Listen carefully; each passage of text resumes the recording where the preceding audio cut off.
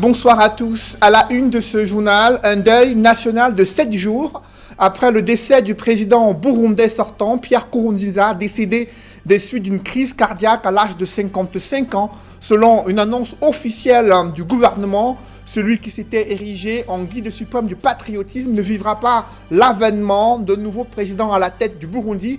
Esquisse du portrait d'un ancien chef rebelle qui rêvait d'un pouvoir à vie selon ses proches et anciens collaborateurs. Nous en parlerons au cœur de ce journal. L'impact de la pandémie du coronavirus est un désastre dans les ménages et les entreprises au regard des pertes d'emplois évaluées à près de 50% dans les secteurs de l'hôtellerie, la restauration, la construction et le bâtiment. La majorité des ménages reconnaît que leur pouvoir d'achat et leur niveau de vie s'est dégradé au fil des jours. Et vocation, dans une étude qui vient d'être rendue publique par l'Institut national de la statistique, nous ferons le point à cet effet dans le journal de 20h.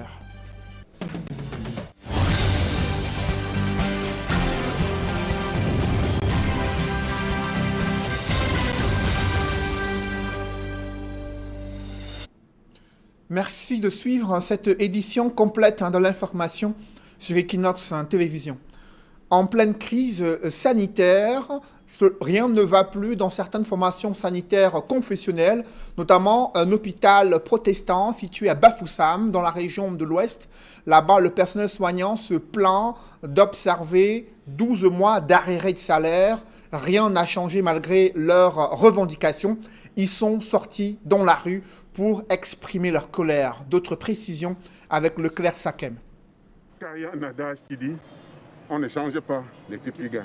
Mais quand une équipe échoue, elle doit être remplacée. Hôpital protestante de Bafoussam ce matin. La tension est au bord de l'explosion. Entre barricadés, éclats de voix, le personnel conteste une gestion calamiteuse du conseil d'administration. À la tête de cet hôpital, on a 3 femmes qui oublient leur rôle de responsable. Le centre est à terre depuis leur arrivée. Vous allez voir que non seulement le personnel est sanctionné parce qu'ils ont 12 mois d'arriérés de salaire. Les populations de Bafoussam jusqu'au fin fond en souffrent. Les menaces font qu'ils ont pris la clé du champ. Ils sont à ce jour 19 employés sur la cinquantaine que comptait l'hôpital il y a moins de 2 ans. Beaucoup parmi eux ont dû jeter l'éponge à cause des conditions précaires du travail. Cette équipe dirigeante a tellement menacé les employés au point que beaucoup ont trouvé bon de partir. Aussi, les intimidations, licenciements abusifs, les aérés de salaire constituent, apprend-on, le lot quotidien de ce personnel. Certains, selon nos sources, ont séjourné dans les gendarmeries pour avoir revendiqué ce qui leur revient de droit. L'hôpital est devenu un camp militaire où les gendarmes et les policiers défilent ici à tout bout de champ et inquiètent les patients. Il y a 7 personnels qui ont été entendus au commissariat central en novembre et après envoyés en cellule. Je me suis écroulé hier parce que j'avais faim et ça fait 1 semaine que je n'arrive plus à rationner chez moi. On m'a demandé de porter la poubelle pour aller vider et j'ai dit que non, j'ai des vertiges. On m'a forcé. Dès que j'ai essayé de porter, je me suis écroulé avec la poubelle en main. Ils appellent à un changement total à la tête de cette structure sanitaire. Nos tentatives d'entrer en contact avec le personnel d'administration ont été sans succès. Cher client, votre correspondant est occupé. Votre appel va être renvoyé vers la messagerie vocale. Restons dans la région de l'Ouest où l'évolution de la pandémie du Covid-19 inquiète les municipalités. À Foumban, l'exécutif municipal s'est rendu dans les espaces marchands afin de constater que très peu d'usagers respectent les mesures barrières. Et également, les autorités sanitaires locales se sont mobilisées pour sensibiliser les Camerounais sur les dangers auxquels ils sont exposés. Des précisions avec Julingue Nyondé. Nous devons laver les mains avec l'eau. Le coronavirus sévit à Foumban, dans le département du Noun.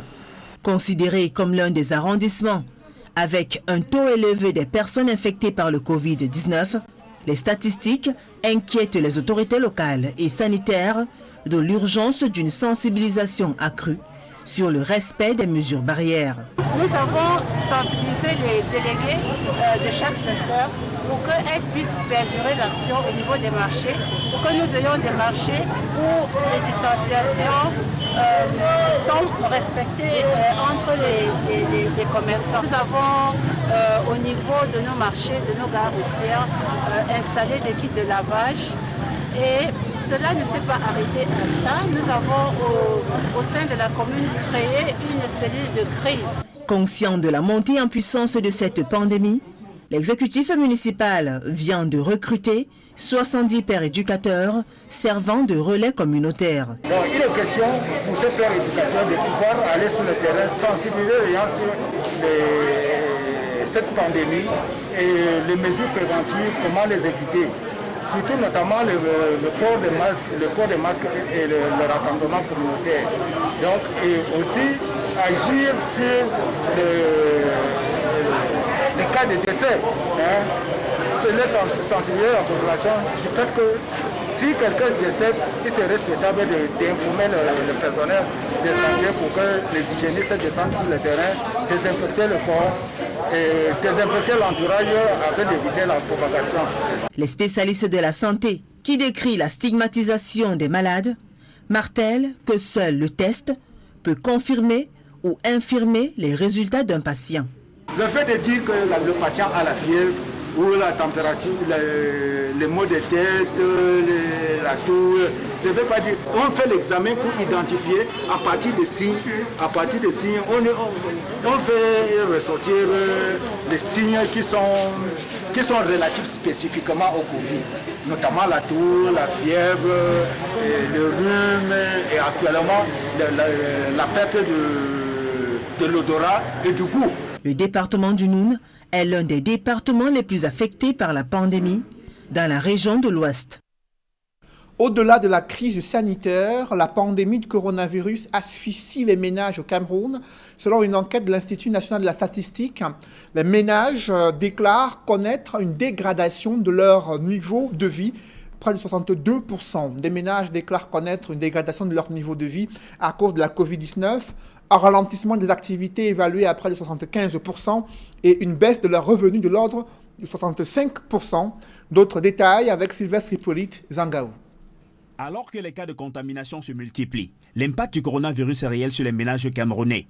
Une enquête de l'Institut national de la statistique, réalisée entre le 26 avril et le 10 mai 2020, révèle que près de 62,7% des ménages déclarent connaître une dégradation de leur niveau de vie. Par ailleurs, même si la grande majorité des personnes enquêtées n'ont pas perdu leur emploi, elles connaissent dans l'ensemble un ralentissement de leurs activités de l'ordre de 74% et une baisse de leurs revenus de 65%. À cause de la pandémie du coronavirus, nombreux sont les Camerounais qui sollicitent ou ressentent plus qu'avant la nécessité de recourir à l'assistance des tiers. Ce phénomène, selon l'Institut national de la statistique, touche un peu plus les femmes que les hommes. Pour tenter d'y faire face, certaines mesures d'adaptation et de résilience ont été prises par une frange non négligeable des ménages. On peut citer le recours au stockage des denrées alimentaires afin de limiter les sorties et la pénurie. Mais 35% seulement des ménages y parviennent. Dans leur perspective de voir leurs conditions s'améliorer sous cette pandémie, certains ménages font des suggestions des mesures socio-économiques dont la distribution aux ménages vulnérables, des produits de nettoyage, de désinfection des mains, des cache-nez et des produits alimentaires de base, les facilitations d'accès aux produits alimentaires de première nécessité à moindre coût, le soutien financier aux ménages les plus pauvres, la gratuité de l'eau et de l'électricité, et la négociation avec les entreprises ou la prise des mesures visant à empêcher le renvoi des employés ou la baisse des salaires. Et la Banque mondiale prévoit de lourdes pertes sur le plan économique à cause du Covid-19. Des pertes évaluées à des dizaines de milliards de dollars sur le continent africain. Le Nigeria est conforté depuis des semaines à recrudescence des décès inexpliqués des suites de Covid-19.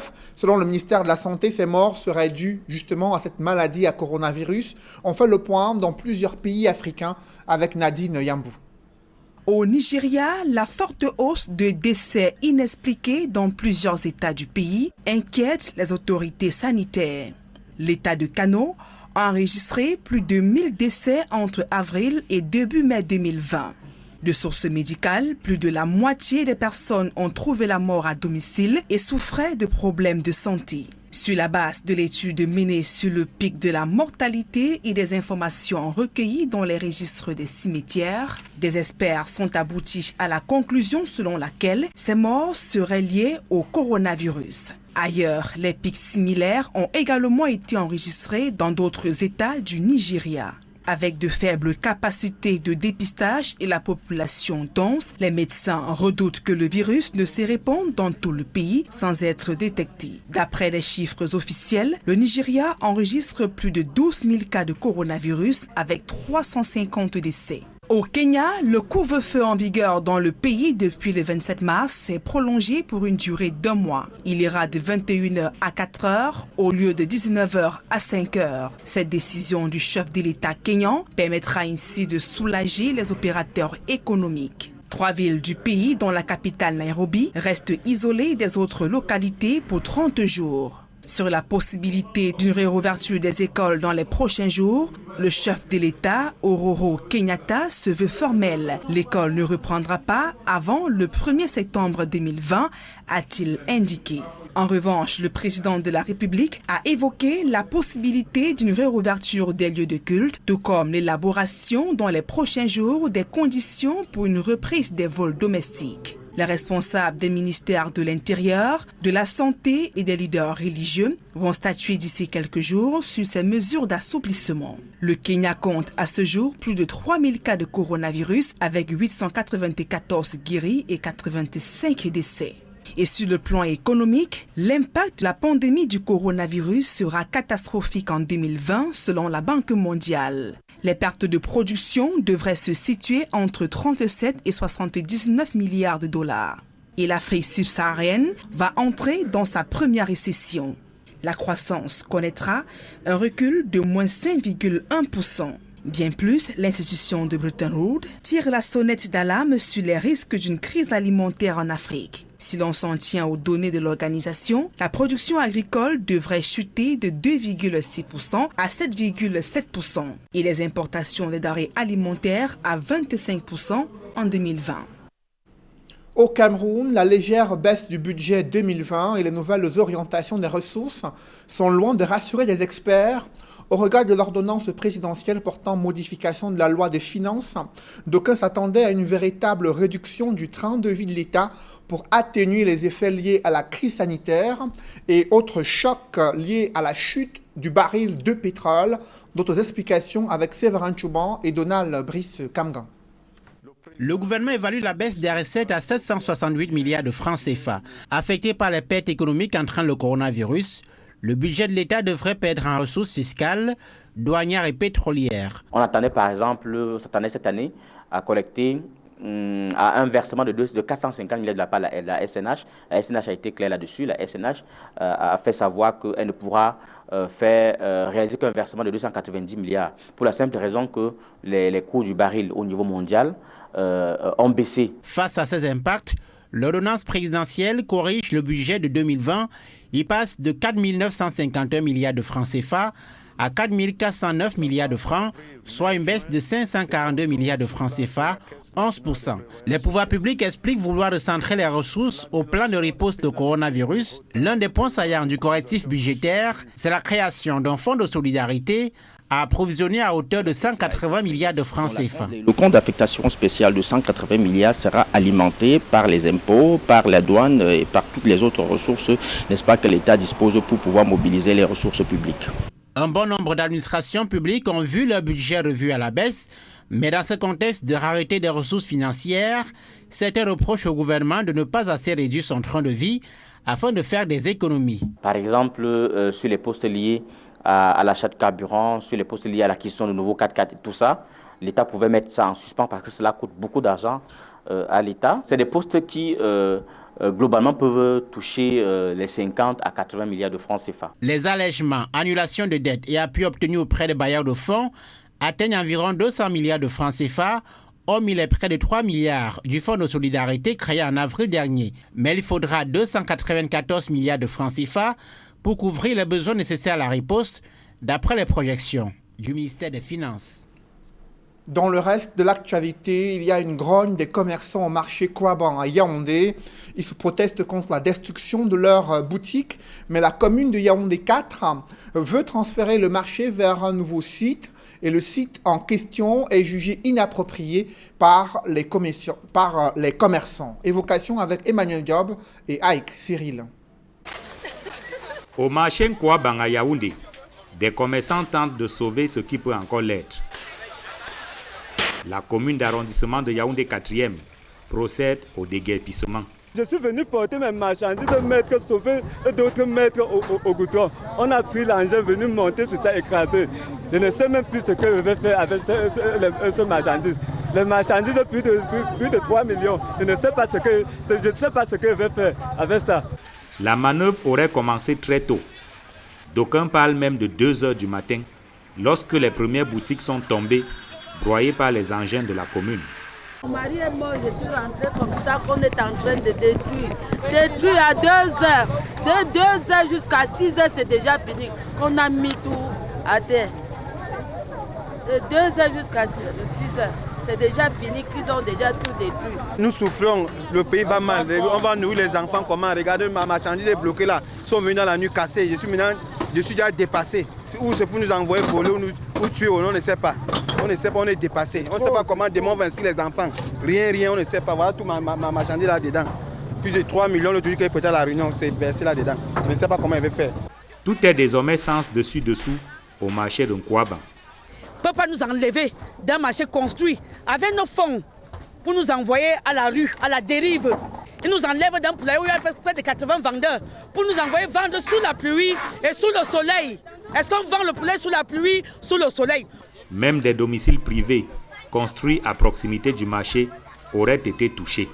Voici mon domicile privé. Ils sont venus casser ici là. Casser mes 2 petites filles sont couchées à l'hôpital maintenant là. Casser les murs ici là. Dès quand je veux sortir, les gendarmes m'arrêtent. Qu'est-ce que j'ai fait là? Voici ou là, voici, j'ai tué quelqu'un. J'ai tué qui? Pourquoi on va aller ou on va faire comment? Qu'est-ce qu'on peut faire? Pourquoi on ménage les pauvres femmes comme ça? On va aller vivre où? Qu'est-ce qu'on peut faire? La destruction du marché de Kouaban fait suite à plusieurs mises en garde des autorités municipales. Ils souhaitent transférer le marché sur un site que les commerçants contestent. Ce n'est pas un milieu propice pour nous. Le site n'est pas adéquat pour nous. C'est ça qui fait notre révolte. Leur site est mal choisi. La première fois que je suis allé là-bas avec 500 000, je suis rentré avec 2000. C'est ça qui nous amène à nous rebeller. Qu'ils déplacent ce marché pour un autre marché, il fallait chercher un site approprié. Il n'y allait pas avoir de problème. Parce que c'est un marché qui avait déjà été créé, qui avait déjà commencé avant. Le propriétaire a demandé aux gens de déguerpir. Ça veut dire que les gens qui y vont maintenant, à la longue, ils auront les mêmes problèmes. Là, nous ne comprenons pas où va le Cameroun. Nous sommes vraiment dépassés. Nous sommes dépassés. Si les commerçants contestent le nouveau site, ils dénoncent également les méthodes d'attribution des espaces. Même pendant que tu parles, on te dit que le marché, que la liste est pleine. La liste est pleine avec les qui? On te dit que attends la liste d'attente, s'il y a quelqu'un qui désiste, qui? On a d'abord pris qui? On devait il fallait même qu'on recase les gens, on devait commencer par Kouaban. Par recaser Kouaban. Est-ce qu'on a recasé Kouaban? Ils font de ça la bus pop. Premièrement, ils nous enlèvent, on part là-bas à l'entrée carrière. Les commerçants ont cotisé 22 millions. Qu'on ne connaît pas là où ça se retrouve. Pour les commerçants du marché Kouaban à Yaoundé, pas question de regagner le nouveau site qui, à leurs yeux, n'est pas propice à l'activité commerciale. Ils promettent de reconstruire dans les prochains jours les boutiques qui viennent d'être détruites par les engins de la commune de Yaoundé 4e. Restons à Yaoundé où la délégation de l'Union européenne évalue le soutien économique apporté au Cameroun dans le cadre des accords de partenariat économique signés entre l'Union européenne et le Cameroun. Évocation avec Guy Zogo dans ce reportage. L'amélioration de la compétitivité de l'économie camerounaise est à nouveau à l'ordre du jour. À la baguette de cette nouvelle impulsion, l'Union européenne, à travers le Fonds européen de développement, FED, qui met à disposition une enveloppe de 6,5 milliards de francs CFA. Cette nouvelle initiative est contenue dans le dispositif d'appui à la compétitivité du Cameroun, DACC, dont les travaux du comité de pilotage viennent de se tenir à Yaoundé.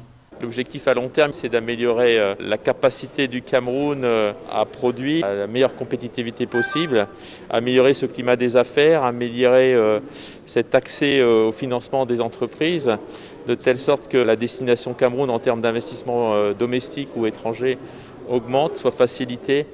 Lors de cet exercice qui a regroupé le gouvernement à travers le ministère de l'économie, de la planification et de l'aménagement du territoire, les experts de l'Union européenne et le secteur privé, le schéma d'application des 3 principales composantes du DACC a été présenté.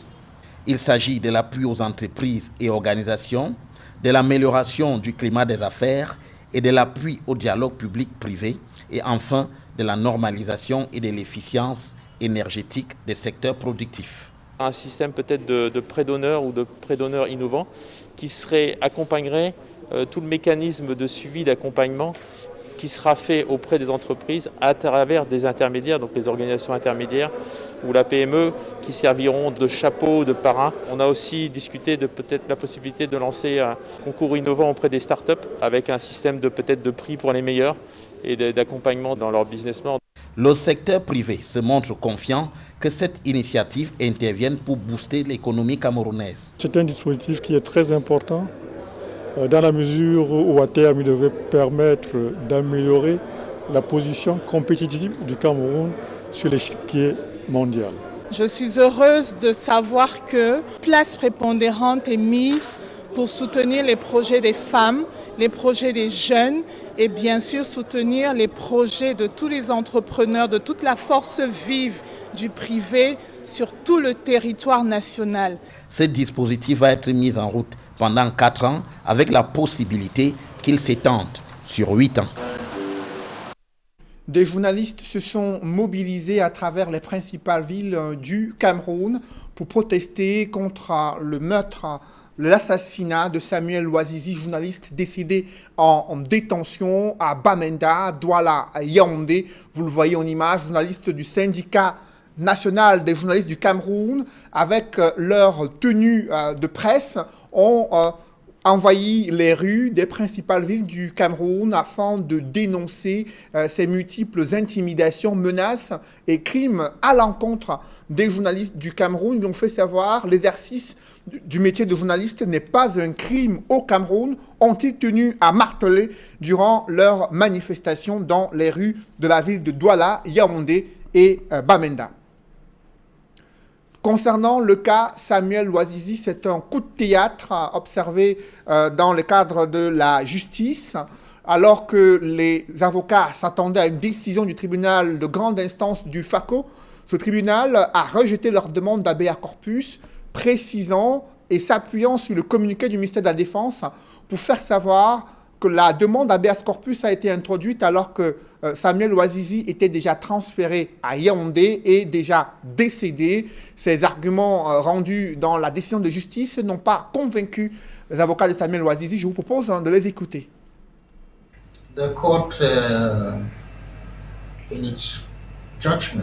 Dans son jugement, la justice a convoqué la loi de l'évidence pour dire qu'elle reconnaît la version du communiqué du ministère de la Défense qui annonce le décès de Ouazizi. To say that it recognized the statement issued by the Ministry of Defense announcing the death of Ouazizi, and that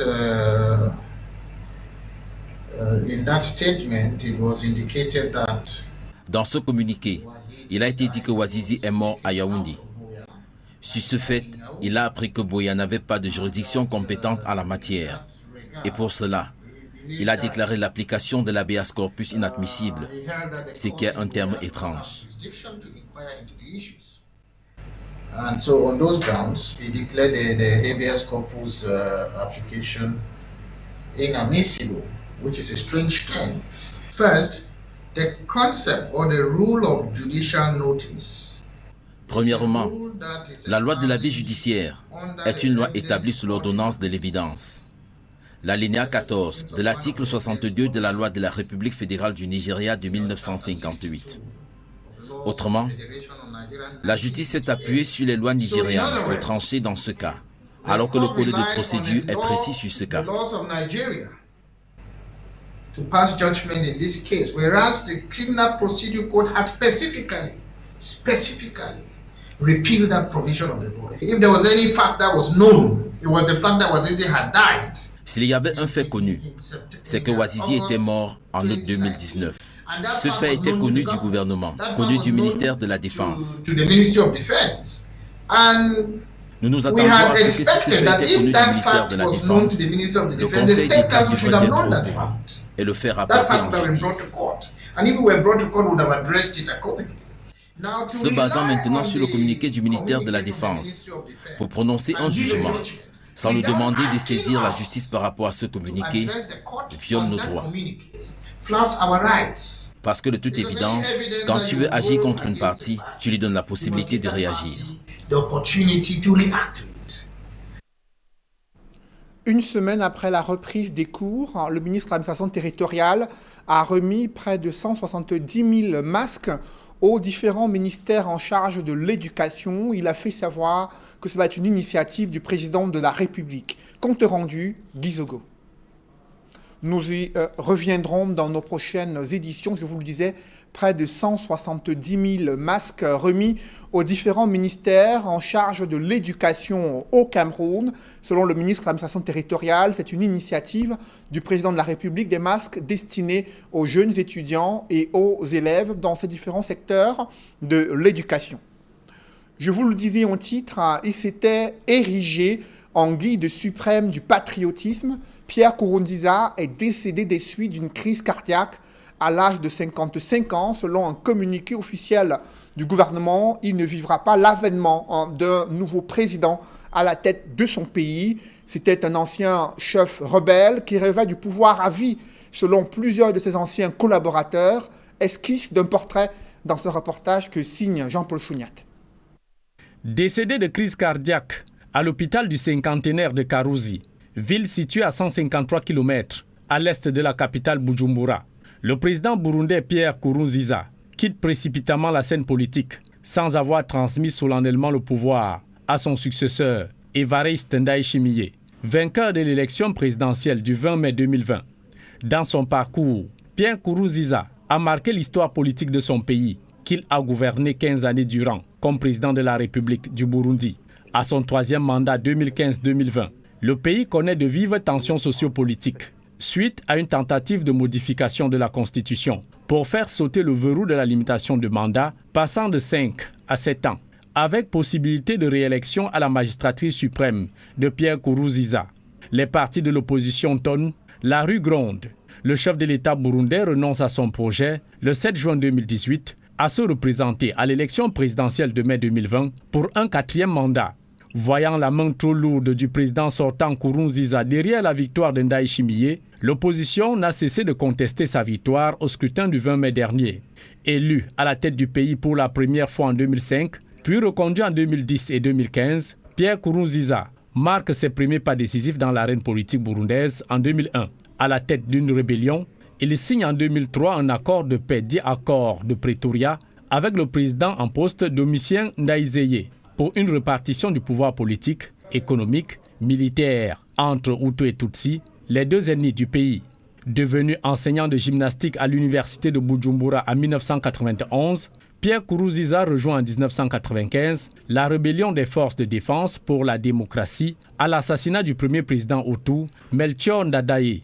Accusé dans la pose des mines anti-chars qui fait des dizaines de morts à Bujumbura, Pierre Nkurunziza est condamné à mort en 1996 pour sa responsabilité établie dans ce massacre. Provisoirement amnistié, l'ancien rebelle est nommé ministre d'État, ministre de la bonne gouvernance et de l'inspection générale de l'État.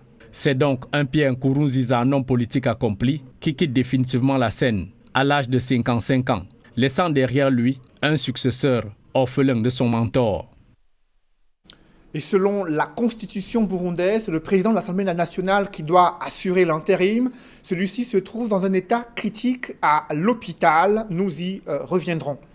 Et le chiffre du jour, en 8 681 cas positifs de Covid-19 au Cameroun. Sur le nombre total de cas de Covid-19, il y a 369 nouveaux cas positifs selon le ministère de la Santé publique. Ce ministère n'a pas communiqué sur le nombre de tests réalisés durant cette journée, mais il indique qu'il y a 369 nouveaux cas positifs, 42 cas guéris, 0 mort déclarés selon le ministère de la Santé publique. 4 836 cas guéris jusqu'ici et près de 208 décès enregistrés. Aucun nouveau décès n'a été signalé ce jour par le ministère de la Santé publique qui indique que le Cameroun est déjà près de 9000 cas positifs. Il faut préciser qu'aujourd'hui, nous sommes à 8681 cas positifs de Covid-19. Mesdames, messieurs, c'est la fin de ce journal. Merci de l'avoir suivi. Juste après cette édition de 20h, retrouvez Serge Alain Autou et ses invités pour le débrief du journal sur le plateau d'Equinox Soir. Serge Alain. Voilà, vous l'avez dit, 170 000 masques remis ce jour par le ministre de l'administration territoriale au ministère en charge de l'éducation au Cameroun. Paul Atangadi a tenu à préciser que c'est une initiative du président de la République destinée aux élèves, étudiants, inscrits dans les écoles, collèges et lycées, les 4 ministères en charge de l'éducation de base, enseignement secondaire, l'enseignement supérieur et le ministère en charge de l'emploi et la formation professionnelle. Ils étaient les destinataires de ces 170 000 masques venant d'une initiative du président de la République du Cameroun. Voilà, c'est donc l'essentiel. Equinox Soir, deuxième partie. Bonne soirée à vous, Cédric. Bonne soirée à vous, Serge Alain.